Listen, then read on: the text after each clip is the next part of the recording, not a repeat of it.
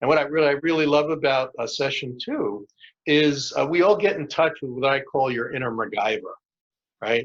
You ever seen that TV show MacGyver? It's one of the best shows, and it's really important show now because MacGyver can make he can make a machine gun out of some curling irons and paper clips, and he can make a computer out of your cell phone parts, and that kind of impeccable and incredible creativity.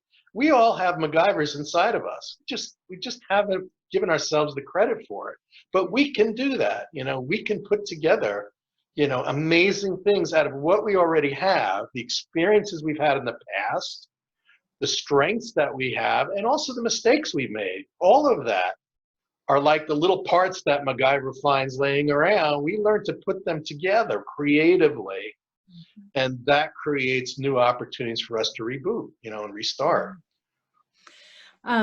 Something you said that is, I think, so important, and that's the Facebook group. Yes. The support that you can find in a group. And I'm not particularly a group person. I'm more, I don't know, I guess I'm more solo. But every time I found, or I've been in a group of an idea lab.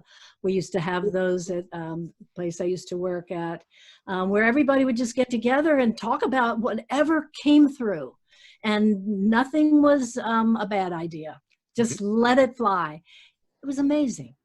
And I think to be able to feel free to do that, and then to have the support of other people who are also doing that, the creativity then starts to flow, and you feel it. And nothing better. So I love that part of it, the Facebook support. And what's beautiful about it is for people who are not real comfortable in the typical, support group environment where you sit in a circle and everybody has to talk, and it's not like that because you are contributing in writing, or you're contributing in little video clips if you're brave enough, and are willing to take a step forward in taking some risk. But we're not sitting in a circle all the time where everyone's looking at you if you don't say anything. That support group, it meets once a week, and we meet on Zoom. But for the rest of the week, people are just posting questions, ideas, experiences, and they're sharing with each other. And it begins to prove Napoleon Hill's concept of what he called the mastermind, where when people get together, right, the whole that is created by people getting together and merging their ideas and experiences and creativity, that whole becomes way, way greater than the sum of its parts, right? And so that's the beauty of the Facebook support group. I have seen absolute miracles of turnarounds in people who participate in some of these. And I participated in challenges by 3, 4, 5 different mentors, around the world that I really respect. And I'm bringing that experience also to my challenge, my 3-day challenge, and also my course. So it's important that I'm not making this stuff up. I didn't just read a book. I didn't attend one class and say, okay, I know enough to fake it till I make it, and I'll just throw it out there on social media, and whoever comes, and maybe I'll make some money on it. That's not what I'm doing. I'm taking 40 years of of suffering and trial and error and discovery and putting things together and testing them and sharing them and seeing. I've been on radio and television hundreds of times, over the last 20 years. I've talked to millions and millions of people, helping them learn to access their inner resources. I've spoken in front of audiences of, tens of thousands of people over the last 40 years. And I know that what I have to say is real, and what I have to say works, because it's worked for me. It's worked for thousands of people. I've helped big corporations. For 9 years, I was in South America helping big corporations find their problem areas and turning those around. Some of them were getting ready to go bankrupt and close down. We were able to find opportunities for improvement. We were able to increase the ability of different departments to work together and plan together and increase their productivity, reduce their costs. And we're talking about over $4 billion worth of improvement opportunities that I help these companies find, tens and tens of millions of dollars of cost savings. And I realized that what works for those companies in the process improvement process works for us. So I took what's been proven for 100 years in manufacturing, process improvement consulting, and in business process improvement consulting. I married that with what I've been doing for 40 years in personal development coaching and in self-discovery and self-image development and personal development teaching and training and workshops. I put this all together so that an individual can do the same things that big companies are doing or small businesses are doing and my clients are doing. Anyone can use what I have to give them and have benefits in their lives. That sounds like what we all need right now. I mean, all of this, Mike, with your experience, with your life, I mean, this is about life experiences, isn't it? And we all have them, like you said, and we've all done different things because we're all very unique, but they're all valid. They're all valuable, and they are so, they're a part of the fabric of our lives, aren't they? That's a cliche, but it really is. It weave into each other, and I love the helping. I love that you are sharing what you've gone through, and I think that in this, I'm looking forward to the Facebook connection and hear what people have done and where they are now and how they're getting through it with your help and each other's help. You know, how we're going to come out the other end, having, pivoted and restarted, rebooted, ready to go again. It's a different world, isn't it? This is a totally different time. It's a different world, but it's really important to remember, in our country, we have gone through periods like this of tremendous upheaval, of tremendous economic despair, of tremendous, crashes on Wall Street and people losing jobs and companies closing down. And we've been through a number of these events and the horrors of the World Trade Center collapses, and now we have COVID, the environmental disasters we've had, which seem to, happen more and more frequently.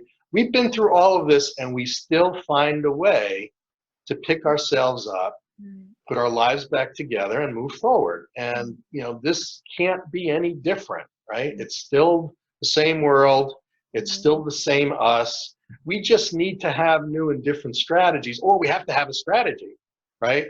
We have to have tools. We have to know how to use those tools. And some of our old tools don't work anymore, so we need new tools. But no matter what the tools, people need help in using them. People need guidance into how to look at, what do I have now left to build with? What is it that I want to do? What is it that I can do? What do I need to do to upskill to do the things that I want to do but don't have the skills right now? So self-education is more and more important than ever. And that's part of what my programs are. They're about self-education. So that's what we're facing. And I think one of the most important lessons we're gaining out of this COVID crisis is the importance of working together. Look at how Ford pivoted on a dime had a plant closed that was, making windshields and plastic parts, and, turned around and partnered, with, I think it was Medtronics. Tesla partnered with them, and, with Medtronics, and they turned around and went from making car parts to making face shields and respirators because there was such a serious shortage, And, Ford did that in 2 weeks. They had an idea, they put it together, they built prototypes, it was approved by the FDA, and they went into production, and within 3 weeks, they were making face shields. And a lot of little companies were doing that as well, finding out what's needed, how can I take what I have right now and put together something that's of value? And how can I partner with other people to share our resources and our knowledge and creativity and put something together that's needed and be able to make a profit at producing these things so that we can stay afloat, we can pay our employees, we can feed our families, we can keep a roof over our head. That kind of ingenuity, but cooperation and compassion is really what's needed. And, my program talks about how do you do that? How do you work together with other people creatively, right? Creatively. And so that's the third part. So we learn concentration and the focus of our consciousness. We learn to tap that incredible creativity that's in our thoughts, it's in our dreams, it's in our daydreams. It's in the little bits of wisdom that are happening all day long, what we hear from other people. There's a part of our brain that when we train it, it's sort of like one of those bots on the internet that goes hunting all of a sudden for the very things you're looking for to bring into your life so that you can take a step forward. And we can train our brain to do that, to be really open to opportunities and hunt out the little pieces we need to complete our puzzle. We really can do this. So my whole program is about aligning our genetics, aligning our biology, aligning our neurology, aligning our psychology, and aligning our inspiration, the inspirational part of ourselves, that higher creative part of ourselves. When we have this alignment, there's nothing that can stop someone who is aligned like that. It's like you've created the head of the spear with this alignment, and it will go through anything. It'll go through titanium because the head is just so laser focused and pointed, right? Because of the alignment, right? When we don't have alignment, that's when we're scattered and crazy because our mind is, right? And, because our mind is that way, we start our memory starts kicking. Oh, remember when this happened? Remember that happened? Oh, this and this didn't work out, and don't do that. And then our emotions, they explode into a tornado, right, of havoc and pandemonium. And what's our physical body's paralyzed, right? Because this tornado's going on with all of these other parts of ourselves, and our physical body doesn't know what to do, right? And in the meantime, it's churning, and it's scared, and it's stressed, and it's getting sick, and it's getting exhausted, and it doesn't even want to get up in the morning because it's so tired, right? So do you see what happens when we're out of alignment? But when we're in alignment, then everything is moving forward towards the goal. That's what we want to be. So you're going to help us bring it all in alignment by identifying the different parts, us acknowledging that we have them, and knowing, I think it's, a lot of it is awareness of what we've got to work with, right? The different pieces and parts. And yeah, it's awareness of the pieces of us, the parts of us, but it's also a recognition and an acceptance that they are all a part of us and they are all of value to us. And instead of being fought or disciplined like a spoiled child, right? They need to be embraced. They need to be comforted. They need to be told that they are valid parts of us, that we're here to support them, They need to know they are important and that they are, you know, they're just an irreplaceable part of the team, right? And if that team, you know, in sports, right? Well, there's not a whole lot of sports going on right now due to COVID, but when there's sports going on, everybody realizes that if all the players on the team are just going to make themselves look good and score the most points, those teams lose, right?